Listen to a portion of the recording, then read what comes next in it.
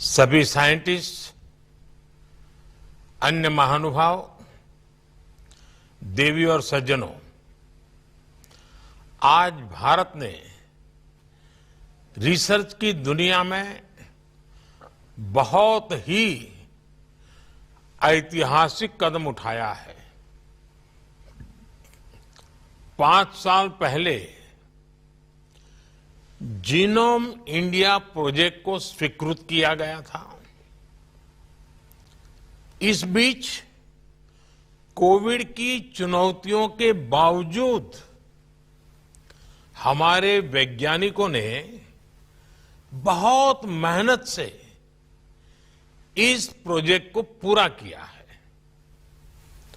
मुझे खुशी है कि देश के 20 से ज्यादा दिग्गज रिसर्च संस्थानों जैसे IISc, IITs, CSIR and BRIC ने इस रिसर्च में अहम भूमिका निभाई है। इस प्रोजेक्ट का डेटा 10,000 भारतीयों का जीनोम सीक्वेंस अब इंडियन बायोलॉजिकल डेटा सेंटर में उपलब्ध है। मुझे विश्वास है बायोटेक्नोलॉजी रिसर्च के क्षेत्र में ये प्रोजेक्ट एक मील का पत्थर साबित होगा। मैं इस प्रोजेक्ट से जुड़े सभी साथियों को बहुत बहुत शुभकामनाएं देता हूं। साथियों, जीनोम इंडिया प्रोजेक्ट भारत की बायोटेक्नोलॉजी रिवॉल्यूशन का एक महत्वपूर्ण पड़ाव है। मुझे बताया गया है कि इस प्रोजेक्ट की मदद से हम देश में एक डाइवर्स जेनेटिक रिसोर्स बनाने में सफल हुए हैं। इस प्रोजेक्ट के तहत देश में अलग अलग आबादियों से जुड़े 10,000 लोगों की जीनोम सीक्वेंसिंग की गई है। अब ये डेटा हमारे वैज्ञानिकों को, रिसर्चर्स को उपलब्ध होने जा रहा है। इससे हमारे स्कॉलर्स को, हमारे साइंटिस्ट को भारत का जेनेटिक लैंडस्केप समझने में बहुत बड़ी मदद मिलेगी। इन जानकारियों से देश के नीति निर्धारण और योजनाओं के निर्माण का काम भी आसान होगा। साथियों, आप सभी यहां अपनी फील्ड के एक्सपर्ट्स हैं, बड़े वैज्ञानिक हैं। आप भी जानते हैं भारत की विशालता और भारत की विविधता सिर्फ खान-पान, बोलचाल और भूगोल की ही तक सीमित नहीं है। भारत में रहने वाले लोगों के जो जीन्स हैं, उनमें भी काफी विविधता है। ऐसे में बीमारियों का नेचर भी स्वाभाविक रूप से विविधता से भरा हुआ है। इसलिए कौन से व्यक्ति को किस प्रकार की दवा फायदा देगी, ये जानना बहुत आवश्यक है। इसके लिए देशवासियों की जेनेटिक आइडेंटिटी, उसका पता होना जरूरी है। अब जैसे हमारे आदिवासी समाज में सिकल सेल एनीमिया की बीमारी एक बहुत बड़ा संकट है। इससे निपटने के लिए हमने नेशनल मिशन चलाया है, लेकिन इसमें भी चुनौतियां कम नहीं है। संभव है कि सिकल सेल की जो समस्या किसी एक क्षेत्र में हमारे आदिवासी समाज में हो, वो दूसरे क्षेत्र के आदिवासी समाज में ना भी हो, वहां दूसरे प्रकार का हो। इन सारी बातों का पक्का पता हमें तब चलेगा जब एक कंप्लीट जेनेटिक स्टडी हमारे पास होगी। भारतीय आबादी के अनूठे जीनोमिक पैटर्न्स को समझने में इससे मदद मिलेगी और तभी हम किसी खास ग्रुप की विशेष परेशानी के लिए वैसे ही विशेष सॉल्यूशन या फिर प्रभावी दवाएं तैयार कर सकते हैं। मैंने सिकल सेल का उदाहरण दिया है, लेकिन ये इतने तक सीमित नहीं है। ये तो मैंने एक उदाहरण के लिए बताया। भारत में आनुवंशिक रोगों यानी एक पीढ़ी से दूसरी पीढ़ी को ट्रांसफर होने वाली बीमारियों के बहुत बड़े हिस्से से आज भी हम अनजान है। जीनोम इंडिया प्रोजेक्ट भारत में ऐसी सभी बीमारियों के लिए प्रभावी इलाज के विकास में मदद करेगा।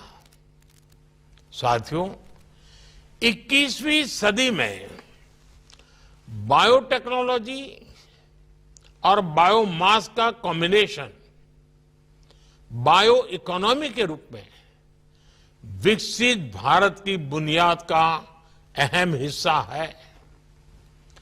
बायो इकोनॉमी का लक्ष्य होता है नेचुरल रिसोर्सेज का सही इस्तेमाल, बायो बेस्ड प्रोडक्ट्स और सर्विसेज का प्रमोशन और इस सेक्टर में रोजगार के नए मौके बनाना।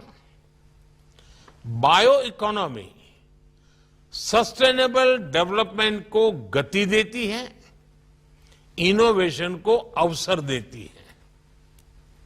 मुझे खुशी है कि बीते 10 वर्षों में देश की बायो इकोनॉमी तेजी से आगे बढ़ी है।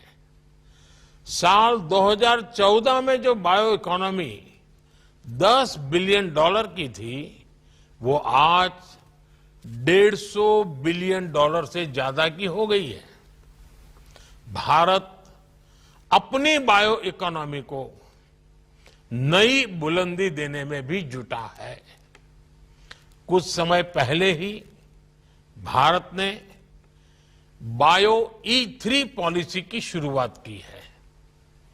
इस पॉलिसी का विजन ये है कि भारत आईटी रिवॉल्यूशन की तरह ग्लोबल बायोटेक लैंडस्केप में भी एक लीडर बनकर उभरे। इसमें आप सभी वैज्ञानिकों की बड़ी भूमिका है और इसके लिए मैं आपको अपनी शुभकामनाएं देता हूं। साथियों, विश्व के एक बड़े फार्मा हब के रूप में भारत ने जो पहचान बनाई है, उसे आज देश नया आयाम दे रहा है। बीते दशक में भारत ने पब्लिक हेल्थ केयर को लेकर अनेक क्रांतिकारी कदम उठाए हैं। करोड़ों भारतवासियों को मुफ्त इलाज की सुविधा हो, जन औषधि केंद्रों में 80% डिस्काउंट में दवाएं उपलब्ध कराना हो, आधुनिक मेडिकल इंफ्रास्ट्रक्चर का निर्माण हो, ये पिछले 10 साल की बहुत बड़ी उपलब्धियां हैं। कोरोना काल में भारत ने ये सिद्ध किया है कि हमारा फार्मा इकोसिस्टम कितना सामर्थ्यवान है। दवाओं की मैन्युफैक्चरिंग के लिए भारत में ही मजबूत सप्लाई और वैल्यू चेन बने, ये हमारा प्रयास है। जीनोम इंडिया प्रोजेक्ट अब इस दिशा में भारत के प्रयासों को नई गति देगा, नई ऊर्जा से भरेगा। साथियों, आज दुनिया ग्लोबल प्रॉब्लम्स के सॉल्यूशंस के लिए भारत की तरफ देख रही है। हमारे आने वाली पीढ़ी के लिए एक रिस्पॉन्सिबिलिटी भी है, एक अपॉर्चुनिटी भी है। इसलिए आज भारत में एक बहुत बड़े रिसर्च इकोसिस्टम का निर्माण किया जा रहा है। बीते 10 सालों में रिसर्च और इनोवेशन के लिए पढ़ाई के हर स्तर पर बहुत जोर दिया गया है। आज 10,000 से ज्यादा अटल टिंकरिंग लैब में हमारे स्टूडेंट्स हर रोज नए नए एक्सपेरिमेंट कर रहे हैं। नौजवानों के इनोवेटिव आइडियाज को आगे बढ़ाने के लिए पूरे देश में सैकड़ों अटल इंक्यूबेशन सेंटर बने हैं। पीएचडी के दौरान रिसर्च के लिए पीएम रिसर्च फेलोशिप स्कीम भी चलाई जा रही है। मल्टी डिसिप्लिनरी और इंटरनेशनल रिसर्च को बढ़ावा मिले, इसके लिए नेशनल रिसर्च फंड बनाया गया है। अनुसंधान नेशनल रिसर्च फाउंडेशन में, उससे देश में साइंस, इंजीनियरिंग, एनवायरमेंट, हेल्थ, ऐसे हर सेक्टर में और नई प्रगति होने वाली है। सनराइज टेक्नोलॉजीज में रिसर्च और इन्वेस्टमेंट बढ़ाने के लिए सरकार ने 1 लाख करोड़ रुपए का कॉर्पस क्रिएट करने का भी निर्णय लिया है। इससे बायोटेक्नोलॉजी सेक्टर का भी विकास होगा और यंग साइंटिस्ट को बहुत मदद मिलेगी। साथियों, हाल ही में सरकार ने वन नेशन वन सब्सक्रिप्शन का एक और अहम फैसला लिया है। दुनिया के प्रतिष्ठित जर्नल्स तक भारत के स्टूडेंट्स की, रिसर्चर्स की पहुंच आसान हो, उन्हें खर्च न करना पड़े, हमारी सरकार ये सुनिश्चित करेगी। ये सारे प्रयास भारत को 21वीं सदी की दुनिया का नॉलेज हब, इनोवेशन हब बनाने में बहुत मदद करेंगे।